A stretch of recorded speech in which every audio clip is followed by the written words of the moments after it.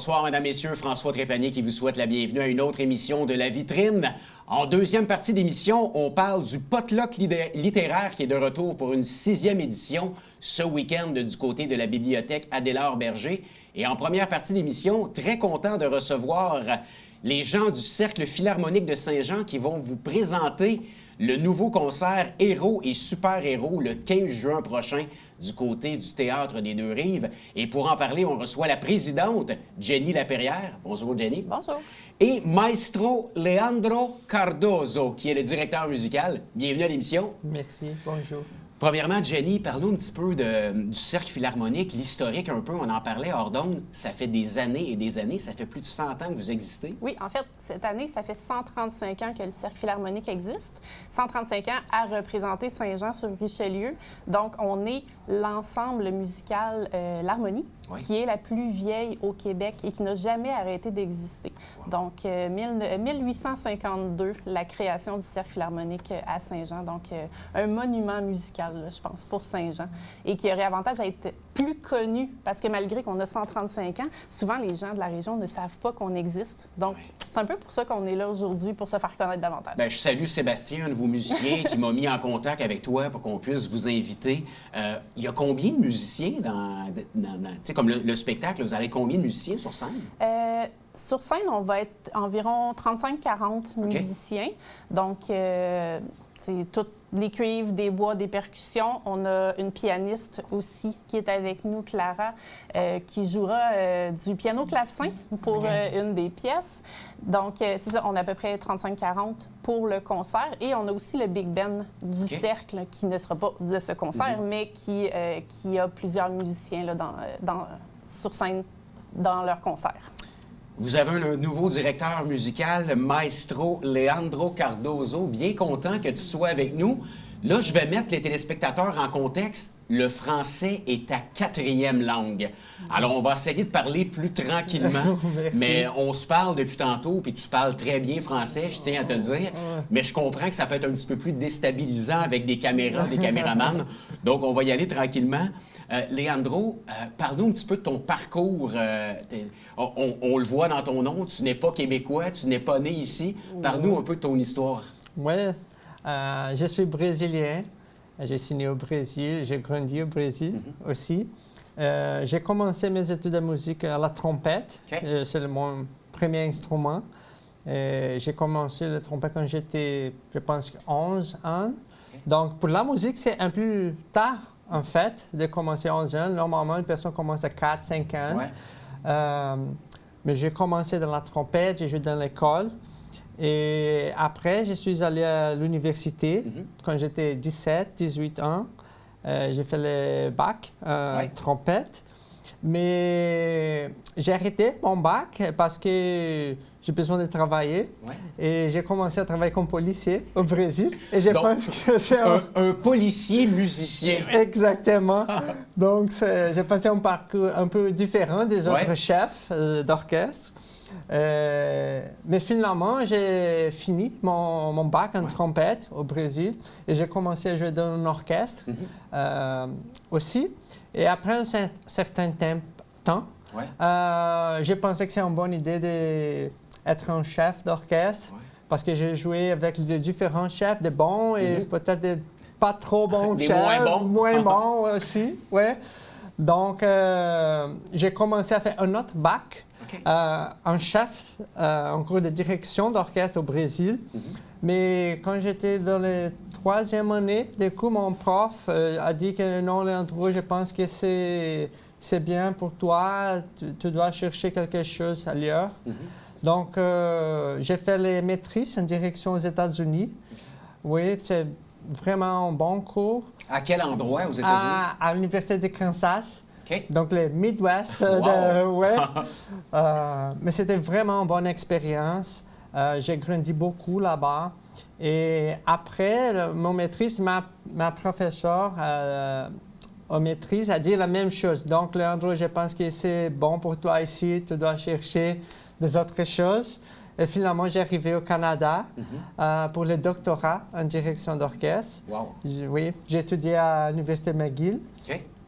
Et finalement, maintenant, j'ai fait l'audition pour le Cercle Philharmonique. Et aussi, j'ai gagné le poste de chef assistant de l'Orchestre symphonique de Québec aussi. Félicitations. Oui, merci. Donc, c'est ça. Très beau parcours. En passant, je le répète, tu parles très bien. On a très bien compris ce que tu viens de nous mentionner. Excellent parcours. Jenny, en tant que présidente et musicienne du Cercle Philharmonique, qu'est-ce que ça représente pour vous d'avoir un directeur musical, chef d'orchestre, on peut le dire, là, aussi prestigieux, ici avec nous? Écoute, on est fiers, là, on est fiers de l'avoir, on est fiers. Bien, il a passé tout le processus d'audition comme les autres chefs et on est vraiment très, très contents de l'avoir. C'est quelqu'un de passionné, c'est quelqu'un qui est capable de se faire comprendre, là, tu sais, je veux dire, c'est sa force principale là, d'être capable de nous expliquer, parce que des fois, c'est très abstrait, la musique. Tu es tout le temps capable de nous dire qu'est-ce que tu veux et nous faire comprendre, même si c'est sa 4e langue. Et il nous amène dans une direction où est-ce que tout le monde, tu sais, on s'en va dans la même direction. On est vraiment très, très choyés de l'avoir avec nous.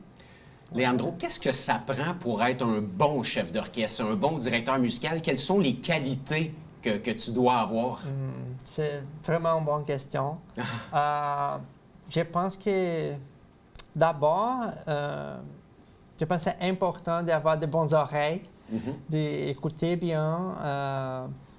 Mais maintenant, je pense qu'une autre, comment dire, habilité, un autre important, c'est de savoir comment directionner les personnes qui jouent dans l'ensemble.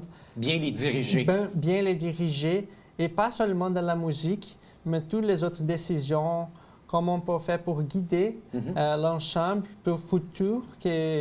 Donc, il peut améliorer chaque fois, chaque prestation, chaque répétition. Oui, c'est un bon défi d'un chef d'orchestre. Ouais. Jenny, je veux... Oui, vas-y. J'avais aimé, tu sais, quand Leandro est arrivé, on lui avait demandé, mais pourquoi un harmonie amateur? Tu sais, parce que je veux dire, t'es très, très qualifié, tu sais. Puis on lui avait demandé, mais pourquoi tu t'intéresses à un harmonie amateur comme nous? Puis là, j'avais aimé ça parce que tu nous avais dit, s'occuper d'un harmonie amateur ou s'occuper de l'Orchestre symphonique de Québec, dans les faits, c'est la même chose. Tu sais, tu nous avais dit, c'est la même chose, c'est les mêmes apprentissages, c'est les mêmes directions, c'est les mêmes concepts qu'on a à mettre en place. C'est juste, des fois, pas le même rythme ou pas la même, tu sais, le même nombre de répétitions. Mais j'avais vraiment apprécié ça, c'est comme ta vision de, au fond, apprendre la musique, que tu sois là ou que tu sois là, ça reste le même fil directeur. Oui, parce que je pense que l'objectif, c'est le même, c'est de jouer bien, de faire une connexion avec le public et que tout le monde s'amuse, les musiciens, le public aussi. Donc, c'est le même objectif. Donc, je pense que le même travail à faire. Peut-être pas les mêmes nombres de répétitions, bien sûr, qu'un orchestre professionnel, mais c'est le même objectif. Jenny, je veux que tu nous parles en tant que musicienne, l'importance d'avoir un bon chef d'orchestre. Parce que, tu sais, je me considère aussi un peu comme néophyte. Là. Je regarde des concerts à la télé, puis on voit le chef d'orchestre. Mais son rôle est ultra important pour vous, les musiciens. Oui. En fait, le rôle pendant le concert, c'est peut-être celui qui est le moins important. OK.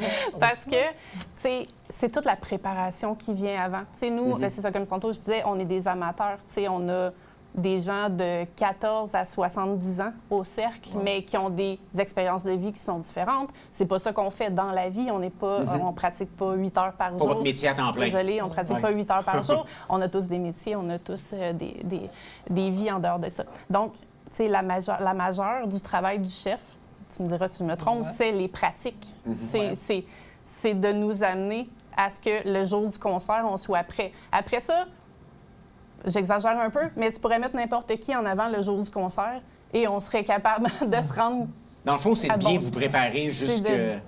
Oui, c'est de bien se préparer, mais comme il disait tantôt, avoir une vision à long terme aussi, tu sais, parce que là, il y a pendant les pratiques, qu'est-ce qui va nous faire pratiquer pendant les pratiques, qu'est-ce qui va nous, tu sais, les améliorations qu'il nous donne constamment à faire, les devoirs qu'il nous donne à faire entre les pratiques aussi. Mais au-delà de ça, c'est de nous soutenir dans la gestion de l'ensemble. Tu sais, vers où on s'en va comme ensemble, pas juste le 15 juin, mais où est-ce qu'on s'en va dans 1 an, dans 2 ans, dans 3 ans.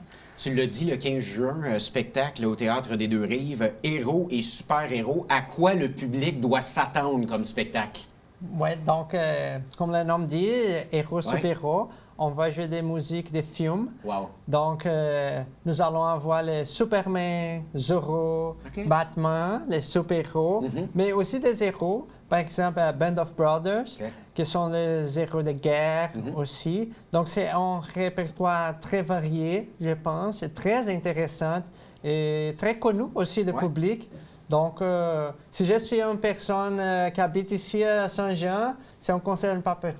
C'est un rendez-vous à ne pas manquer. Oui, à ne pas manquer, exactement. C'est combien de... J'imagine que c'est des mois de préparation, un concert comme ça? Ça vous prend combien de temps à préparer pour dire, OK, on est prêt?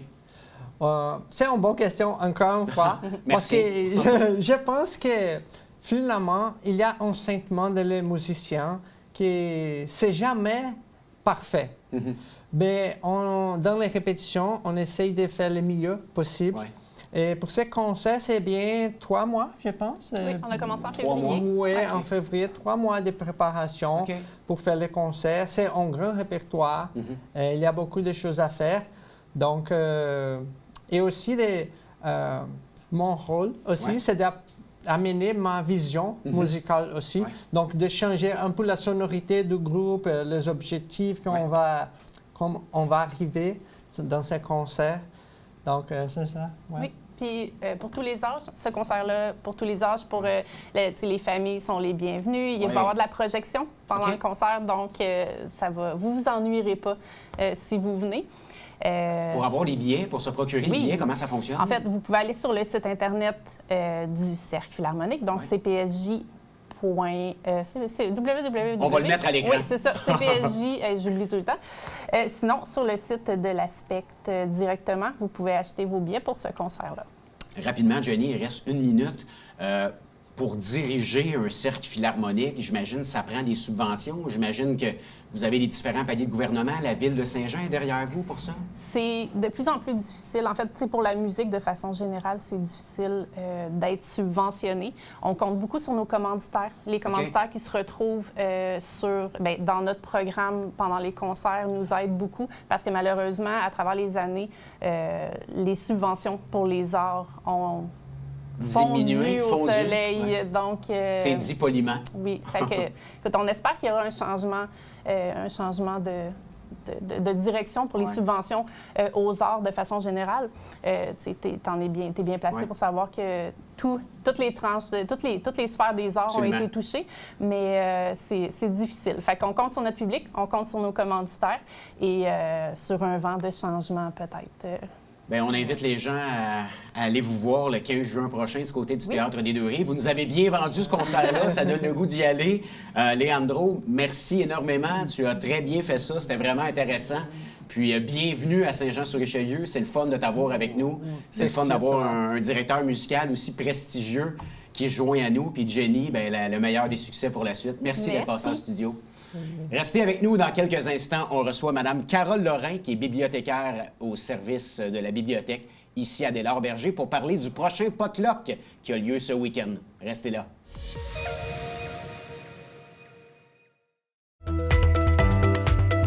Ici Mario Tremblay. Je vous donne rendez-vous à la tribune TVHR, votre émission d'affaires publiques présentée les mardis, mercredis et vendredis à compter de 17h. C'est un rendez-vous.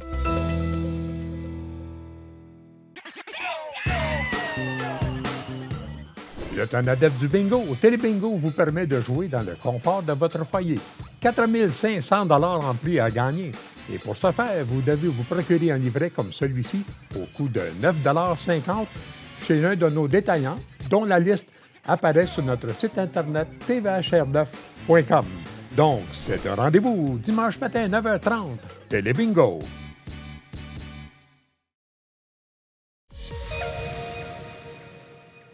Nous sommes de retour à la vitrine et bien heureux de recevoir en deuxième partie d'émission bibliothécaire au service de la culture, du développement social et du loisir à la Ville de Saint-Jean-sur-Richelieu, Carole Lorrain qui est avec nous. Bonjour Carole. Salut François. Bienvenue en studio. Merci beaucoup.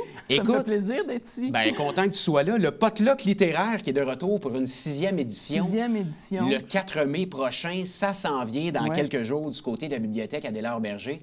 Premièrement, j'aimerais que tu me parles c'est quoi le potluck littéraire et comment cette idée-là est arrivée dans les cartons? Oui, Ouais. effectivement.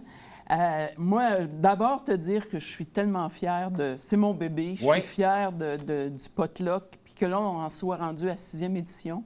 On est de mieux en mieux, de meilleur en meilleur. D'où c'est que c'est né, en fait, j'avais envie de renouveler la suggestion de lecture. OK. Hein? Puis là, je me suis dit, pourquoi pas aller chercher une idée de collaborer, de partager les coups de cœur des citoyens. Ouais. Fait que d'abord, c'est parti de là. OK. C'est parti aussi d'un gros projet qui s'appelait Tout Oui, que j'ai monté avec Danielle Beaulieu, qui est la présidente du Théâtre de Grand Prix, puis Ouais. Thomas Hudson, qui ont toujours accepté d'embarquer dans mes projets de fou. Et au bout de ce Tout Oui-là, il y avait le premier potluck qui... Et là, on a eu à peu près... On a demandé aux gens, en fait, de nous envoyer leur coup de cœur avec des signets comme ça, des coups de Parce que dans le fond, on s'entend, un potluck, là, habituellement, on se regroupe entre amis, on apporte, Oui. on apporte de la nourriture, tout le monde apporte quelque chose et on partage. Et on partage. Donc, c'est un peu de Alors, partager nos lectures, nos suggestions. exactement. Et la première année, on en a eu une centaine Quand de même. partages. OK. Et là, on est rendu à peu près à 400. Wow. On arrive à faire des dépliants comme ça à toutes les années. Coup de dans cœur des celui-ci. citoyens. Coup de cœur des citoyens. Le potluck, c'est quoi? Bien, c'est une lecture théâtralisée OK. de ces coups de cœur-là. Wow. Ben, c'est bien évident qu'on ne fera pas une sélection de 200 coups de cœur. Donc, il y a une sélection qui est faite par moi puis par Danielle Beaulieu. Une sélection de titres. On essaye d'être varié. Il faut que ça fasse un bon show, on s'entend. Il Ouais, faut tout que à ça fait. fasse un bon show. Donc, on sélectionne. Là, dans ce cas-ci, on va avoir 16 extraits de 13 titres. Ouais. 13 extraits, des livres qui sont drôles, des livres qui sont touchants, des livres des policiers, des récits personnels. On varie. Après, ben, c'est une lecture théâtralisée avec 7 comédiens, Ouais. 2 musiciens. Cette année, très spéciale, c'est une nouveauté. On va avoir notre Thomas, qui a tous les talents. Thomas Hudson, Oui, Thomas qu'on Hudson, salue. qui va nous faire du bruitage sur certains de ces titres-là, finalement, OK. de ces extraits-là. Je suis curieux de savoir, Carole, comment on sélectionne quand on a 400 personnes qui nous envoient des... Comment on fait pour Ouais. dire, bien, celui-là, il est bon, puis celui-là, il est peut-être un peu moins bon, mais là, on fait ça un peu sous forme de spectacle. Peut-être que celui-là est plus dynamique. Ouais. C'est quoi vos critères? Bien, d'abord, dans les 400, il faut que je sois honnête, là-dessus, il y en a peut-être un 250 qui sont des romans. OK. Donc, on travaille avec les romans. C'est quoi nos critères? Bien, il faut que ça fasse un bon show. Donc, il faut... Un des critères, certains des titres, il faut qu'il y ait du dialogue. Il faut qu'il se passe faut que ça bouge, il faut que ça soit dynamique. Mais pas que. Fait qu'on va... tu vois, dans le potluck qui s'en vient, on a des titres qui sont hyper drôles. Puis là, avec le bruitage de Thomas, ça va être encore plus délirant. Mais on alterne avec des titres qui sont... Je pense, entre autres, à Terrasse de Laurent Godet, qui est un titre qui nous parle des événements de Paris, au OK. Bataclan, puis Ouais. mais d'une façon tellement délicate, mais c'est sûr que ça va chercher un autre type d'émotion. Fait que nos extraits, on essaye vraiment qu'ils soient équilibrés, puis qu'ils aillent chercher aussi différents publics. Parce que là, dans les coups de cœur qu'on a, puis dans notre dépliant, ça se reflète. Ouais. On a de la littérature générale, mais on a du roman policier, on a des romans sentimentaux, beaucoup de Québécois, de la science-fiction. Fait que ça aussi, quand on fait nos sélections avec Daniel, bien, on essaie d'équilibrer le tout pour que ça l'intéresse. Mais non seulement pour que ça l'intéresse, mais aussi, l'idée du potluck, c'est de faire découvrir, de te faire sortir de ta zone de tout à fait. confort, là, si tu veux. Fait que c'est comme ça là, qu'on travaille. Là, hein. En créant un outil comme ça, les coups de cœur des citoyens, moi, j'avais déjà jasé avec Philippe Lapéry, qui est un chroniqueur vin, qui dit « Quand Ouais. je fais mes coups de cœur, les SAQ se font dévaliser, les producteurs québécois se font dévaliser tellement ça a un impact. » En tant que bibliothécaire à la bibliothèque, quand on sort un outil Ouais. comme ça, Est-ce que ces livres-là sont plus populaires et se font réserver? Définitivement. Oui, OK, c'est la même chose. Définitivement.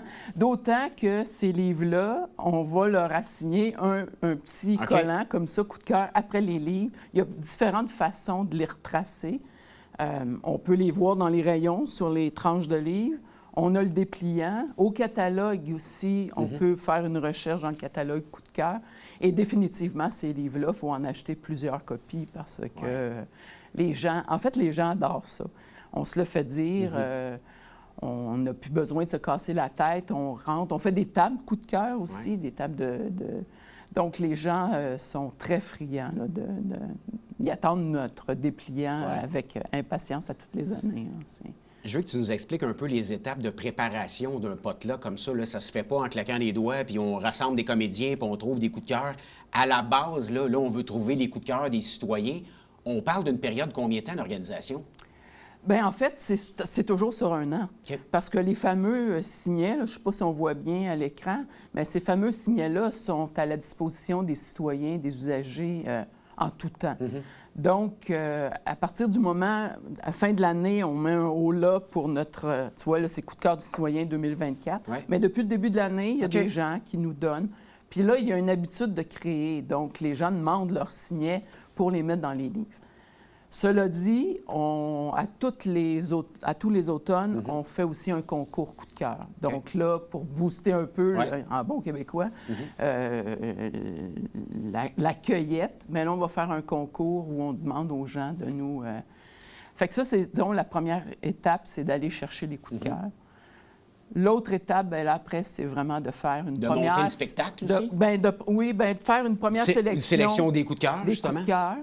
Fait que là, moi, je fais la première sélection où je vais chercher peut-être... Tu vois, cette année, on a été pigé dans une 60aine de livres, là, avant de pouvoir... Il y a des années plus difficiles que d'autres. Oui, je comprends. Mais quand on parle, est-ce que ça doit absolument être des livres, des nouveautés qui ont sorti dans l'année ou on peut reculer en arrière? Oh, non, on peut reculer en arrière. Il n'y a pas de critère que ça doit être des nouveaux romans? C'est sûr qu'on demande aux gens, dans leur coup de cœur, de ne pas nous donner nécessairement des classiques, quoique il y en a aussi. Là. C'est un mélange. C'est un mélange. Donc, non, c'est pas nécessairement.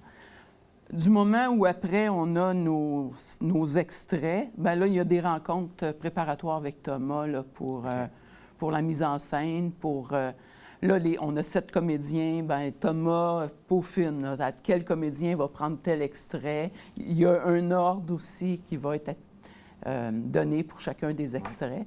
Ça, c'est Thomas qui s'occupe de ça. Et est-ce que c'est sous forme un peu le spectacle, c'est sous forme un peu de pièces de théâtre ou c'est des monologues qu'on va venir faire à l'avant en récitant des parties, des c'est livres, vraiment une lecture, donc les comédiens n'apprennent pas les textes par cœur, mais il y a une mise en scène. Donc, ils vont le mettre à leur couleur. Oui, c'est ça. Il y a une mise en scène, puis ils peuvent être tout seuls comme ils peuvent être 7 sur la scène pour... Donc, il y a un effort quand même de théâtraliser vraiment la lecture. Là, comment ça fonctionne si les gens veulent aller assister à ça? Là, ça se passe le 4 mai. Est-ce qu'on doit se procurer les billets? Est-ce qu'on doit réserver nos places? Non, c'est ouverture libre. Sauf que je conseille, la bibliothèque ouvre à 10 h. Arrivez pas à 10h30 parce que c'est de plus en plus populaire. Moi, je me fais interpeller régulièrement. Le potluck, c'est pour quand, tout ça? Ouais, tu vois, l'année passée, on était 120 et on a eu 120 personnes. La bibliothèque était pleine. Là. Comment se porte la littérature présentement? Est-ce que les citoyens sont toujours au rendez-vous à la bibliothèque, la popularité? Tu sais, moi, j'y vais régulièrement avec mes enfants, mais on dirait que moi, j'ai peut-être moins le réflexe d'aller me chercher. Peut-être parce que j'ai moins de temps, puis mes enfants ont plus de temps, mais comment se porte le... Bien, moi, je trouve que ça se porte bien. Oui. Nos prêts, tu vois, c'est sûr que les prêts de livres papier avaient diminué un peu avec la pandémie. Oui.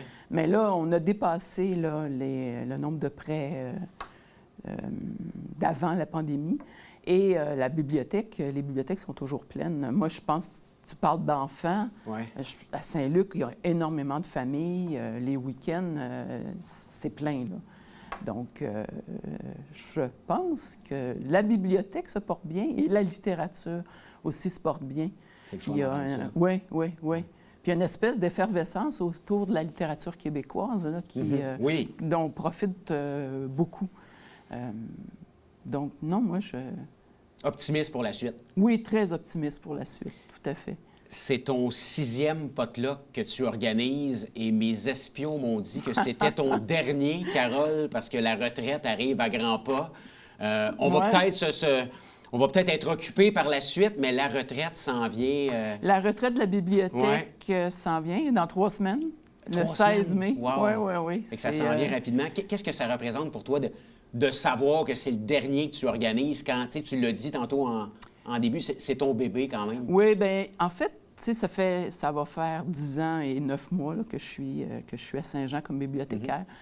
Puis je suis fière de ce qu'on a fait. Je dis on, je parle de toutes les comparses avec qui j'ai pu faire tellement de choses à la bibliothèque, que ce soit les coups de cœur, les grands délires, mais toute la mise en place aussi des suggestions de lecture. Puis j'ai une équipe formidable, une équipe de techniciennes, une équipe de préposés qui ont embarqué à bras raccourcis dans mes projets, puis dans cette mise en place-là de la valorisation de la lecture. Moi, je viens du milieu du livre. J'ai fait un peu tout dans le milieu du livre.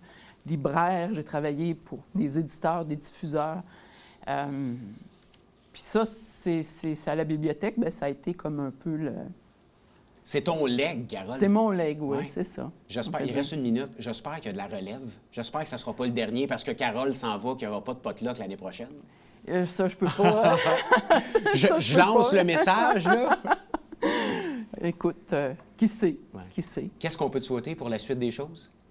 Bien, continuer à travailler dans le milieu de la culture. Peut-être un potluck sous une nouvelle forme ailleurs. J'aimerais beaucoup faire un potluck qui s'appellera peut-être pas potluck, mais une histoire de la littérature québécoise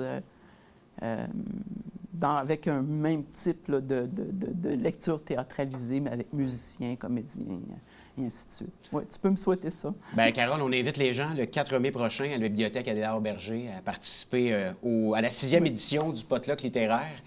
Moi, je te souhaite un bon succès, premièrement, pour le potluck. Bien, merci beaucoup. Et une belle retraite bien méritée. Même si on s'en parlait un peu, je pense que tu vas quand même être occupé. Mais de pouvoir un petit peu passer à autre chose et prendre ça plus relax, je pense qu'on le mérite. Alors, je te souhaite le meilleur des succès pour ça. Puis merci pour ta contribution. Bien, merci ici à à toi Saint-Jean-sur-Richelieu. Pour la visite. Oui, merci beaucoup. Un grand plaisir. Alors, j'espère que l'émission vous a plu. On se retrouve pour une autre vitrine la semaine prochaine. Salut tout le monde.